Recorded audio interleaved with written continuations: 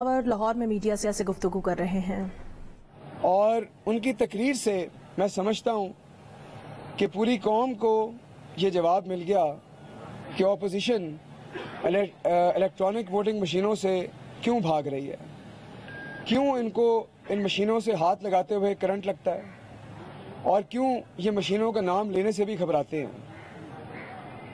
انہوں نے یہ بتایا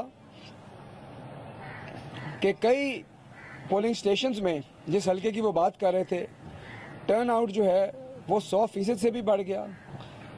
پیرلل ووٹنگ ٹیبولیشن کی انہوں نے بات کی اور انہوں نے کہا کہ وہاں پہ تو ڈیٹا تھا ہی نہیں اور وہ ڈیٹا دفتروں میں بیٹھ کے بنایا گیا۔ اور انہوں نے یہ بھی بتایا کہ الیکٹرانک ووٹنگ مشینیں جو ہیں وہ الیکشن کمیشن کے اپنے اسٹریٹجک پلان کا حصہ ہیں، لیکن اس کے باوجود اس پہ کوئی خاطر خواہ بات آگے نہیں بڑھی۔ الیکٹرانک ووٹنگ مشینوں کے حوالے سے بہت ساری باتیں پھیلائی گئیں، جھوٹ پھیلائے گئے، من گھڑت قصے پھیلائے گئے تاکہ عوام کو گمراہ کیا جا سکے اور لوگوں میں یہ تاثر پھیلایا جا سکے کہ یہ مشین دنیا میں استعمال نہیں ہوتی۔ اور ہر سوچنے والے شخص کے ذہن میں یہ سوال اٹھے کہ گورننس کے ہر پہلو پہ، سرکاری نظام کے ہر پہلو میں ہم آج تک یہ کہتے آئے کہ جب آپ آٹومیشن لے کے آئیں گے، جب آپ ٹیکنالوجی لے کے آئیں گے تو کام شفاف ہوگا، اکاؤنٹیبلٹی بڑھے گی، ٹرانسپیرنسی بڑھے گی۔ تو یہ کیا وجہ ہے کہ ووٹنگ کے اندر جب ہم بات کرتے ہیں الیکٹرانکس کی اور ٹیکنالوجی کی تو یہاں پر ہمارا آرگومنٹ یکایک بدل جاتا ہے؟ یہ کیسی ٹیکنالوجی ہے جس سے الیکشن کی شفافیت پہ سوال اٹھتے ہیں؟ تو لوگوں کو گمراہ کرنے کے لیے یہ باتیں پھیلائی گئیں۔ کچھ چیزیں میں ریکارڈ پر رکھنا چاہتا ہوں، پہلے بھی رکھی ہیں۔ الیکٹرانک ووٹنگ مشینوں کا استعمال ان ملکوں کو چاہیے جہاں پر جمہوریت ہے، جہاں پر الیکشن ہوتے ہیں۔ جن ملکوں میں الیکشن نہیں ہوتے وہاں پر تو ان مشینوں کو کوئی کام نہیں۔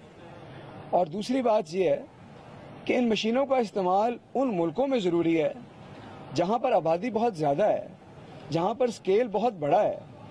اگر ایک چھوٹا سا ملک ہے کچھ لاکھ کا یا 1-1.5 کروڑ آبادی کا، وہاں پر تو بغیر ٹیکنالوجی کے بھی کام چل سکتا ہے۔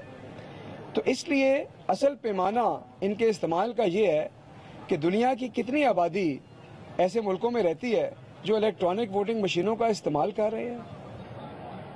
ڈیموکریسی انڈیکس اگر آپ کی کبھی اس پہ نظر گئی ہو تو اس پہ یہ بتایا جاتا ہے کہ دنیا میں قریباً 49% آبادی ان ملکوں میں رہتی ہے جہاں پر یا تو جمہوریت ہے، یہاں انہوں نے ایک اصطلاح یوز کی ہے فلاٹ ڈیموکریسی، یعنی جمہوریت کی کوئی قسم وہاں پر ہے۔ اس کا مطلب یہ ہے کہ دنیا کے 7 ارب لوگوں میں سے قریباً آدھے لوگ یعنی کہ 3.5 ارب سے کچھ کم ان ملکوں پہ رہتے ہیں جہاں جمہوری نظام ہے، جہاں پر الیکشنز کی اہمیت ہے۔ اور دلچسپ بات یہ ہے کہ جب آپ ان 3.5 ارب لوگوں کے بسنے والے ممالک کو دیکھتے ہیں تو اس میں سے 75% آبادی یعنی کہ 2.5 ارب سے زائد لوگ ان ممالک میں رہتے ہیں جہاں پر یا تو الیکٹرانک ووٹنگ مشینوں کا استعمال پورے ملک میں ہو رہا ہے یا ملک کے ان حصوں میں ہو رہا ہے جہاں اس کی ضرورت ہے، یا اس کے پائلٹ وہ لوگ کر رہے ہیں تاکہ اس کو بڑھایا جا سکے۔ اور ہم دنیا میں کسی 1 یا 2 ملکوں کی مثال لے کے جنہوں نے کسی اور وجہ سے اس کا استعمال ترک کر دیا، ہم یہ مثالیں دیتے ہیں کہ دنیا اس سے پیچھے ہٹ رہی ہے، ہم جھوٹ پھیلا رہے ہیں، ہم لوگوں کو گمراہ کرنا چاہتے ہیں، ہم لوگوں سے یہ چھپانا چاہتے ہیں کہ ٹیکنالوجی سے شفافیت آتی ہے۔ کیا ہم سمجھتے ہیں کہ ہماری عوام بیوقوف ہے، سادہ لو ہے؟ پھر یہ کہا جاتا ہے کہ ان مشینوں کا استعمال بڑا مشکل ہے، اس کے لیے آئی ٹی ایکسپرٹ چاہیے اس کو چلانے کے لیے۔ آپ مجھے یہ بتائیں، پی ٹی اے کا ڈیٹا یہ بتاتا ہے کہ آپ کا آدھا ملک قریباً 9-10 کروڑ لوگ 3G 4G سبسکرائبر ہیں، سمارٹ فون یوز کر رہے ہیں۔ کیا ہر شخص جو سمارٹ فون یوز کر رہا ہے اس کے ساتھ ایک آئی ٹی ایکسپرٹ بٹھانا پڑتا ہے؟ یہ کیسی لاجک ہے؟ پی ٹی اے کا ڈیٹا یہ بتاتا ہے کہ 3/4 آبادی پاکستان کی 2023 تک سمارٹ فون پر چلی جائے گی۔ اب آپ مجھے بتائیں کہ جو شخص اسمارٹ فون استعمال کر سکتا ہے جس میں ہر طرح کی اپلیکیشن ہے، کیا وہ ایک سادہ سی مشین استعمال نہیں کر سکتا جس میں صرف ووٹ کاؤنٹنگ ہونی ہے؟ پھر یہ کہا جاتا ہے کہ یہ جو مشینیں ہیں یہ ہیک ہو جائیں گی۔ ایک مشین کو ہیک کرنے کے لیے ضروری ہے کہ اس مشین سے آپ کا رابطہ ہو، یا وہ انٹرنیٹ سے کنیکٹڈ ہو، یا وہ بلوٹوتھ سے کنیکٹڈ ہو، یا کسی اور چیز سے کنیکٹڈ ہو۔ اگر اس مشین کا تعلق ہی کسی چیز سے نہیں ہے، اس میں کوئی نیٹ ورک نہیں ہے، کوئی انٹرنیٹ نہیں ہے، تو آپ نے اس کو کیا ہوا کے زور پہ ہیک کرنا ہے؟